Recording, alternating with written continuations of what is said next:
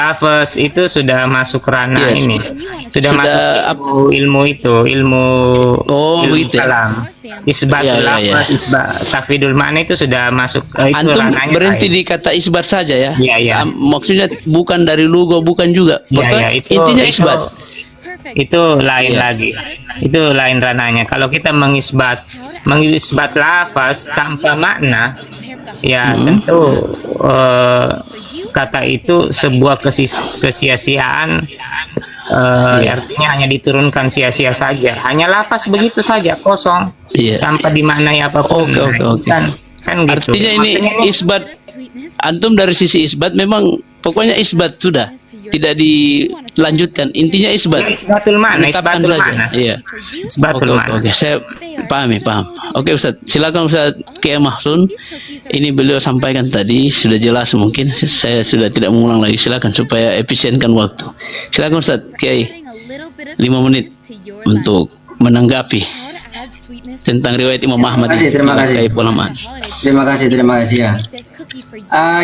Ini ada beberapa ya tadi ya, ada beberapa poin-poin yang disampaikan oleh Ustaz Haris yang di situ perlu kami tanggapi. Memang kalau terkait riwayat Hambal tadi itu memang khilaf, ya biasalah, ahli hadis kan biasanya dalam jarh wa ta'dil itu ada khilaf, tetapi bahwa beberapa ulama juga mengatakan la ghabaroh, artinya ini sudah tidak ada keraguan di situ. Itu yang pertama. Kemudian yang kedua, yang mengatakan bahwa tidak memaknai dohir, tidak isbat mana dohir, kemudian di framing sebagai kekosongan, itu keliru. Ya, itu keliru. Kita tidak pernah mengatakan tidak punya makna. Namanya tafwid itu adalah menyerahkan maknanya kepada Allah. Ya, menyerahkan maknanya kepada Allah. Itu begitu, bukan tidak ada makna, bukan taktil. Kalau jenengan mengatakan bahwa kosong dan lain sebagainya, itu salah paham berarti sampean. Itu salah paham. Nah, kemudian selanjutnya tadi mengatakan bahwa Imam Ahmad bin Hambal itu kan sebenarnya tidak hanya Imam Ahmad bin Hambal ya, kita tidak terpaku ke sana karena yang mengatakan wala maknan itu banyak.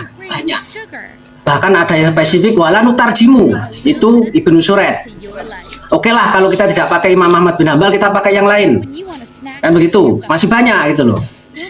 Nah, bahwa memang ulama-ulama salaf itu mengenai ayat-ayat mutasyabihat itu memang dua itu metodenya, asyukut anhu anil makna atau sorful lafdi il akhor, sorful makna il akhor, ya, dari rojeh ke marjuh. Nah, itu kan sudah kami bawakan, Nah, itu kan sudah jelas. Dan kemudian kontradiksi, dia bilang kontradiksinya di mana? Kan jelas kami kalau tadi bahwa Imam Ahmad itu menetapkan sifat yadun, wajhun, sama kalau itu. Di awal kan tadi sudah saya sampaikan, kita juga mengimani anallahu yadun, anallahu istawa, anallahu wajhun. Tapi untuk masuk ke dalamnya, seandainya ada yang tanya maknanya apa, tinggal pakai dua metode tadi, mau tafwid apa mau takwil, begitu aja, tanpa taktil. Sekali lagi, kita tidak pernah taktil. Naudzubillah min dzalik kalau kita sampai taktil. Ya, jadi begitu ya. Jadi begitu. Ta'arud atau kontradiksi ini saya nggak paham juga ya. Yang dia maksud ini nanti akan ada ta'arud kontradiksi ini di mana, saya juga nggak paham. Yang dia maksud itu kontradiksi di apanya, itu saya juga nggak paham. Tapi yang pasti kalau yang wala maknan ini tidak hanya dari Imam Ahmad bin Hambal. Itu yang pertama. Kalaupun toh Ibnu Qayyim dan Ibnu Taimiyah mempermasalahkan, ada ulama yang lain yang mengatakan tidak masalah. Ya, silakan kalau memang menurut Ibnu Qayyim dan Ibnu Taimiyah itu bermasalah karena nggak sesuai dengan paham mereka. Tapi Imam Ghazali, kemudian Imam Al-Baihaqi mengatakan nggak masalah, ya bahwa dipakai itu lagu baro, tidak ada keraguan di sana. Nah itu yang bisa kami tanggapi, itu yang bisa kami tanggapi. Ya, cukup Ustaz. Ya cukup. Ya, alhamdulillah ya. Jadi luar biasa ya. Jadi ini semakin mencerahkan ya. Jadi kita sama-sama menyempurnakan data ya. Jadi seperti itu Ustaz Arif.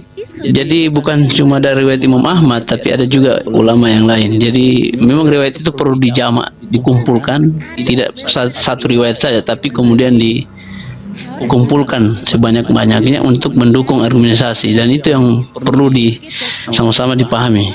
Jadi itu Ustaz Arif tadi beliau sudah sampaikan. Jadi jangan salah paham tentang makna yang beliau sampaikan tadi. Misalnya Allah itu punya wajah, ya, kemudian tidak ditaktil, ya, sebagaimana Mu'attilah itu tidak seperti itu.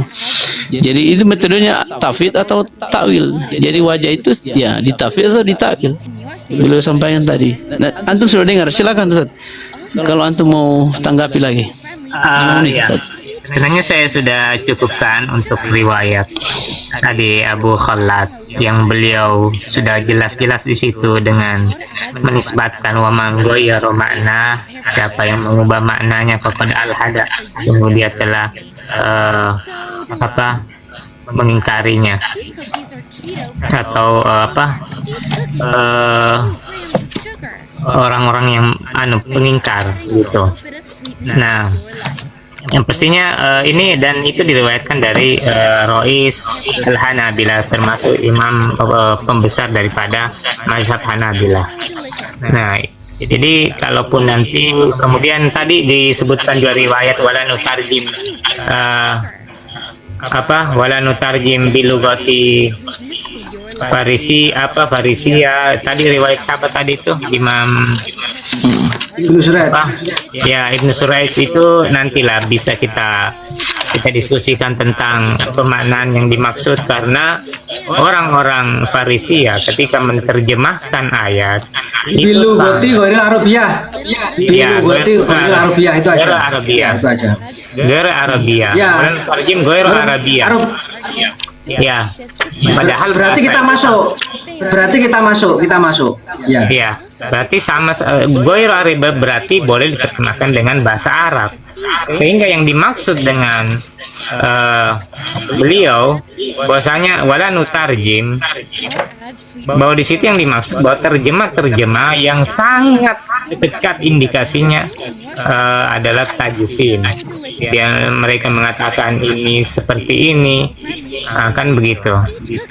Sangat indikasinya sangat besar kepada tajsim dan penyerupaan Allah dengan makhluk. Nah, itulah yang dikomentari. Kemudian yang lain juga yang tadi sempat disinggung terkait dengan ayat mutasyabih. Ayat mutasyabih. Ini Ibnul Arabi, Abi Bakar Ibnul Arabi, beliau menyebutkan ada 7 kategori ayat mutasyabih.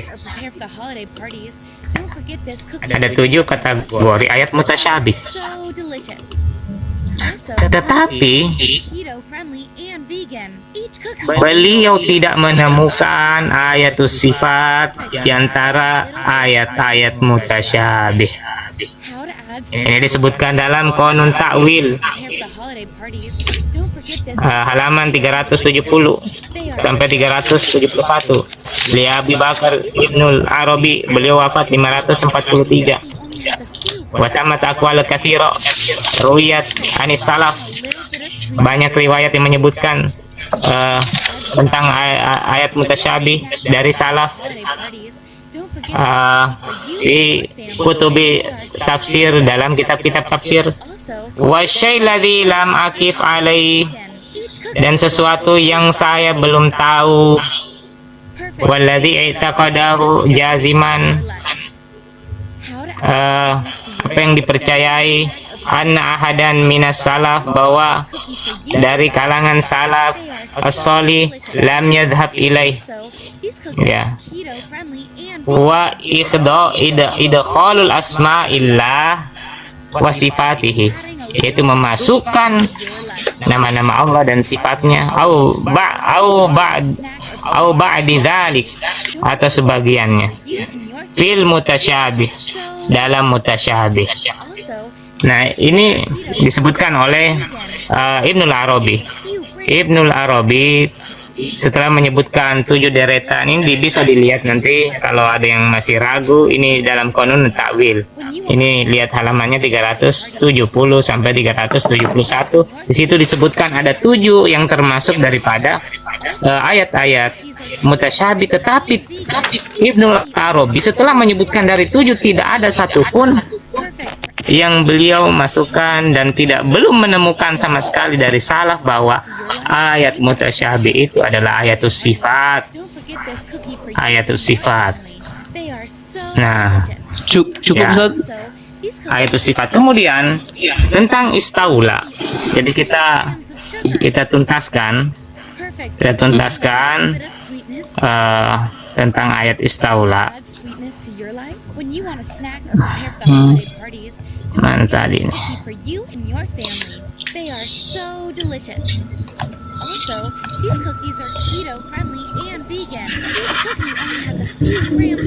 Ya. Ini disebutkan, beliau tadi menyebutkan dengan istaula. Usulul i'tiqad ahli sunnah wal jamaah. Ini juz 3 halaman 442. Akhrajahu al-Lakai an Dawud an Ali, ini dikeluarkan dari Imam al-Lakai dari Dawud bin Ali qol kunna kami pernah inda Ibnul Arabi, bersama dengan Ibnul Arabi. Ibnul Arabi ini beliau seorang salaf, ya, sekitar beliau wafat sekitar 231 Hijriyah. Apa kata beliau? Ar-Rahman, ketika ditanya, fa'atahu rajulun, seorang lelaki mendatangi beliau, faqala lahu, ma makna qaulillahi azza wa jalla, apa makna daripada firman Allah Ar-Rahman alal arsy istawa? Faqala huwa ala kama akhbar, sesungguhnya dia di atas arsy-nya sebagaimana yang dikabarkan. Inilah yang dimaksud tadi untuk spesifik mengatakan isbatul makna. Nah, inilah yang dimaksud dengan isbatul makna. Oh ya, tunggu Ustaz. Tunggu. Tunggu dulu sebentar. Isbat makna yang sebagaimana dikabarkan, begitu ya? Iya. Artinya begitu saja. Itu isbat, itu yang antum pahami. Iya, begitu. Artinya sebagaimana Allah kabarkan. Ya, itu isbatul makna. Artinya cukup sampai situ. Itu sebagaimana Allah kabarkan itu dari sisi lugo kan dipahami dengan bahasa Arab. Quran itu turun dengan bahasa Arab. Iya. Nah, apakah itu dibawa ke lugo atau gimana Ustaz? Misalnya dia tadi, misalnya dalam hal ini misalnya istiwa itu kan dari sisi lugo banyak maknanya. Ada istaqoro, ada irtafa'ah, ala. Itu makna-makna itu ditetapkan. Bagaimana? Coba itu namanya isbat secara lugo ini berarti. Ya, atau gimana? Coba supaya belum lanjut Ustaz, supaya diperjelas. Antum isbat ini kama akhbaro itu dipalingkan ke bahasa Arab atau lugo. Iya. Gimana Ustaz? Jadi ini nih. Setuju ya? Setuju dengan itu ya? Iya. Oh, okay. Kemudian faqala ya Aba Abdillah, wahai Aba Abdillah, laisa hadza makna. Ini bukan maknanya. Nah, ini pria laki-laki itu memprotes. Ini makna istaula. Sesungguhnya maknanya itu istaula, menguasai. Qala uskut. Kemudian Ibnul Arabi mengatakan uskut. Ma anta hadza. Ma anta hadza la yuqal, tidak dikatakan istaula ala syai'in illa an yakuna lahu mudad.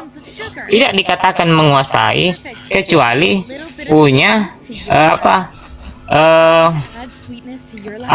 punya lawan, fa idza ghalaba ahaduhuma istaula, ketika salah satunya dikalahkan baru dikatakan menguasai, kan begitu. Jadi kalau diterjemahkan, ini Ibnul Arabi salaf, beliau wafat 200. Oke Ustaz. Oke. Cukup ya, cukup. Intinya ini Ustadz, antum penekanannya di isbat tadi itu kama akhbaro. Ini yang perlu dirinci, apakah dia bawa kepada lugo. Misalnya istawa, lugo secara lugo itu dalam bahasa Arab itu banyak maknanya. Irtifa, ada istakoro, ada ala. Ini antum perlu rinci. Dan itu bawakan kalam salaf, ada yang menafsirkan istakoro atau ini. Ini baru antum bilang, itu makna isbat. Begitu Ustaz, supaya isbatnya ini belum antum punya ini belum tetap yang mana isbat itu yang antum maksud. Seperti Allah punya wajah, itu isbat wajah. Nah, kalau dibawa ke lugo itu sebagaimana, pokoknya isbat itu seperti apa dalam hal ini antum mau bawakan. Makanya saya katakan tadi secara lugo. Kalau secara lugo berarti sudah betul, ya antum bawakan secara lugo. Ya, itu. Jadi gini, ada namanya dalam istilah itu ada namanya aslul makna dan hakikatul makna. Ada namanya aslul makna itu ketika dia disebut apa yang secara spontan kita pahami dari kata itu, maka itu namanya aslul makna. Ada juga yang namanya hakikatul makna. Nah, ini tergantung dia dinisbatkan ke apa, kata setelah itu, atau dia nisbat itu dikatakan kepada apa. Contoh aliyat kalau kita mencari di terjemahan itu tentu akan menerjemahkan tentang sifat-sifat makhluk. Kenapa bisa? Maka ini yang disebut dengan hakikatul makna. Kenapa bisa? Karena makna itulah yang nampak dilihat oleh manusia, sehingga kemudian dinisbatkan ke situ, sehingga dia akan menerjemahkan sesuai apa yang dia lihat, kan begitu. Kalau ini kan masuk, itulah saya bilang kalau kita bertanya ini itu masuk kepada permainan kalam, Iya. Gitu. Oke. Permainan kalam. Oke. Siap. Jadi intinya kalau kita bawa ke manusianya, maksudnya dalam hal ini misalnya tadi wajah, kemudian manusia yang memahami ya dipahami sebagaimana itu yang datang dalam lugo. Ya, kalau wajah seperti itu. Tapi ini perlu Ustaz, karena kalau disandarkan kepada Allah kan tidak bisa, itu nanti ada tajsim. Makanya di situ kalau ditetapkan sifat khobariyah itu berpotensi melahirkan tajsim atau tasbih. Nah, itu Ustaz, makanya dia ditafid atau ditakwil. Nah, ini perlu antum sementara kalau dalam isbat itu nas khobariyah tidak melahirkan tasbih atau tajsim. Tapi kalau dalam mazhab tafwid, sifat khobariyah itu berpotensi melahirkan tajsim dan tasbih. Ini kan agak berbeda, bahkan berbeda luar biasa, cukup berbeda, karena di sini khobariyah itu melahirkan tasbih atau tajsim kalau isbat. Makanya dia isbat. Makanya sifat khobariyah tidak melahirkan tasbih atau tajsim. Ini isbat. Sementara kalau tafwid, nas khobariyah itu berpotensi melahirkan tajsim dan tasbih. Makanya tafwid dan takwil, Ustaz. Begitu ya, Ustaz Aris. Iya, nanti itu nanti dibantah juga dengan Imam At-Tabari. Imam At-Tabari terkait dengan lafaz. Tidak, ini antum pahami nas khobariyah itu tidak melahirkan tasbih atau tajsim. Betul begitu. Pertama, tajsim, lafaz ini siapa yang ciptakan? Lafaz ini siapa yang cipta? Tidak disebut dalam tidak ada istilah-istilah itu di dalam hadis maupun Al-Quran, sehingga ini dimunculkan dari pikiran dari akal, kemudian dari akal kemudian memaknai bahwa kalau seperti ini mesti tajsim. Dia memikirkan perkara yang goib, ini perkara kalam Ustaz. Tunggu. Iya, cocok nih. Artinya ini kalau kita pakai mazhab isbat, Anda nanti bahwa nas-nas khobariyah itu tidak melahirkan tashbih atau tajzim. Ini isbat. Sementara kalau tafwid, nas khobariyah itu berpotensi melahirkan tajzim dan tashbih. Makanya ditafwid atau ditakwil. Sementara antum isbat sudah sebagaimana yang datang. Gitu. Begini Ustaz, kita mau menggunakan akal siapa? Akal Mu'tazilah kah, atau akal Asy'ariyah, atau akal Asariyah? Tunggu. Maksudnya saya, ini mazhab isbat dengan mazhab tafwid ini berbeda. Ketika antum isbat memakai mazhab isbat, maka nas khobariyah itu tidak melahirkan tashbih atau tajzim. Sementara kalau mazhab tafwid, nas khobariyah itu berpotensi melahirkan tashbih atau tajzim, makanya ditafwid atau ditakwil. Ketika dia kan kullu nasin auhama tashbiha, itu kan kaidahnya kalangan Asy'ariyah. Makanya dia ditakwil atau ditafwid, warum tanzihan, itu kan intinya. Ustaz, di situ itu. Kita tidak kita setiap sesuatu lafaz itu kita tidak menghukumi dengan kelaziman, tidak menghukumi, kita butuh tafsir. Ya, oke, cukup. Kita berikan tafsir, tidak menghukumi dengan kelaziman. Oke, sudah cukup. Kita berikan kepada Ustadz Mahsun supaya beliau mungkin bisa menjelaskan, Ustaz. Seperti itu beliau punya pemahaman bahwa sifat khobariyah itu tidak melahirkan tashbih atau tajzim, itu madzhab isbat. Sementara kalau tafwid itu berpotensi melahirkan tajzim atau tashbih. Silakan Ustaz Mahsun, Kiai Mahsun. Iya. Jadi begini ya. Satu, bahwa tadi kan ada narasi siapa yang memunculkan bahasa tajzim. Ya memang di Al-Quran, di hadisnya nggak ada. Tetapi kalau kita merujuk kepada kaul-kaul ulama salaf, ya, atau kaul-kaul ulama, jumhur ulama, ya banyak, karena memang berangkat dari laisa kamitslihi syai'un. Ya, Allah itu berbeda dengan makhluk fi sifatihi wa fi afalihi wa fi dzatihi, di dalam datnya. Makanya ada istilah kaum musabihah, kaum mujasimah. Masa antum mau mengingkari itu? Oh, tidak ada kaum musabihah, kaum mujasimah. Bahasa itu kan muncul. Kita tahulah semuanya ada kaum musabihah, kaum mujasimah, yang dibantah oleh Imam Asy'ari itu siapa dan seterusnya, termasuk mujasimah dan musabihah selain Mu'tazilah. Nah, itu saya kira itu sudah tidak apple to apple lah kalau mau mengkritisi itu gitu loh. Nah, itu yang pertama ya. Nggak ada ulama yang ingkar, nggak ada, kecuali nggak tahu saya kalau Ibnu Taimiyah ingkar, nggak paham saya ya. Ya, antum silakan kalau mau ikut Ibnu Taimiyah ya. Tapi jumhur ulama itu dari Maghrib ilal Masyriq itu ya memang tidak boleh mentasbih dan menjisimkan sifat-sifat Allah. Nah, itu yang pertama. Kemudian yang kedua, mengenai takwil istaula, itu memang ikhtalafa anas. Jadi di sini saya nukil dari Imam Ibnu Hajar al-Asqalani di kitab Fathul Bari yang menukil perkataan Ibnu Battol. Qala bin Battol, ikhtalafan nas fil istiwa al-madkur huna. Faqalat al-Mu'tazilah, ya, maknahu istilah bil qahri wal ghalabah.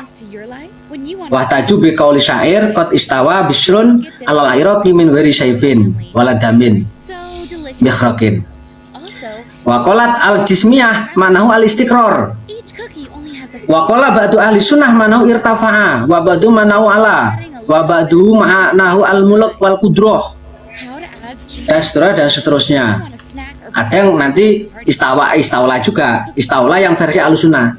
Jadi memang beda, seperti tadi yang antum jelaskan bahwa kalau nanti di mana istaula itu berarti kan harus ada pertarungan dulu. Ada bil qahri wal ghalabah, itu memang Mu'tazilah, itu pahamnya Mu'tazilah. kalau pahamnya Mu'tazilah ya pasti dibantah. Kita juga tidak setuju dengan kaulnya Mu'tazilah yang istilah bil qahri wal ghalabah. Tetapi bahwa ulama-ulama kita terdahulu, ulama-ulama Ahlussunnah wal Jamaah, mulai Imam At-Tabari dan lain sebagainya, itu memang beda-beda dalam mentakwil istiwa ini. Ada yang irtafa'ah, ada yang al-muluk, ada yang al-qudroh. Itu seperti yang dijelaskan oleh Imam Ibnu Hajar Al-Asqalani. Nah, kemudian secara spesifik memang ini dijelaskan juga oleh Al-Hafidz Abu Qasim Sulaiman bin Ahmad bin Ayub At-Tabrani, wafat tahun 360. Qala fi tafsir kabir, Imam Al-Hafidz Abu Qasim Sulaiman Ahmad bin Ayub At-Tabrani ini berkata di dalam tafsir Al-Kabir, wal istiwa al-istila, ya. Maksudnya istiwa itu adalah istilah. Ini berarti ditakwil. Walam yajal Allah subhanahu mustaulian ala syai' kulliha. Allah tidak pernah menguasai segala sesuatu kulih. Kulih ini siapa kulih? Makhluk. Kulliha. Illa anna tahsisal ars li ta'dhimi sya'nihi. Kenapa Allah mentahsis ars? Ya karena memang ars ini adalah makhluk Allah yang paling besar. Sehingga apa? Sehingga ars ini dibuat perumpamaan. Kalau ars makhluknya Allah ini dikuasai oleh Allah, artinya ya kita pahamlah bahwa Allah itu menguasai semuanya. Artinya membuat contoh ars, mentahsis ars ini karena memang ars ini adalah makhluk Allah yang paling besar. Kalau ars dikuasai Allah, ya pasti dikuasai Allah. Dan walam yazal, Allah tidak pernah tidak menguasai semuanya termasuk ars. Kenapa disebut ars? Karena li ta'dhimi sya'nihi, karena besarnya ars. Nah, kemudian termasuk tadi juga yang di Fathul Bari tadi juga di situ dijelaskan kalau waqalat al jismiyah berarti mujassimah itu maknahu al istiqrar, menetap. Ya, jadi memang istawa ini adalah satu pembahasan yang dari dulu sampai sekarang itu seperti tidak pernah selesai. Bahkan para ulama-ulama terdahulu, Imam Abu Hanifah di kitab Wasyi Abu Hanifah itu membahas tersendiri terkait istawa, dibahas tersendiri, poin tersendiri. Kemudian Syekh Abu Hasan Al-Asy'ari juga membahas di poin tersendiri. Karena apa? Ini memang dari dulu menjadi perdebatan. Nah, sehingga ulama-ulama menyimpulkan satu, takwilnya Mu'tazilah kami juga sama tidak setuju. Yang bil qahri tadi, ya istaula bil qahri wal ghalabah, kami juga tidak setuju. Itu yang berarti yang takwil yang mukhalif, yang mengubah makna yang jelek tadi, itu Mu'tazilah.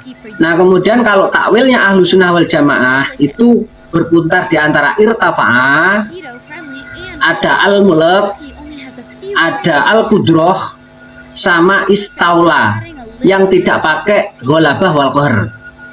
Ya, yang tidak pakai ghalabah wal qahr. Artinya Allah ini sejak awal sudah langsung menguasai arsy tanpa mengalahkan dulu. Nah, yang kemudian ada juga yang di situ itu mentakwil dengan istiqrar. Ini takwilnya mujassimah atau jismiyah, itu yang dijelaskan oleh Imam Ibnu Hajar Al-Asqalani. Ada lagi tadi apa lagi? Ya itu aja dulu. Iya, pelan-pelan.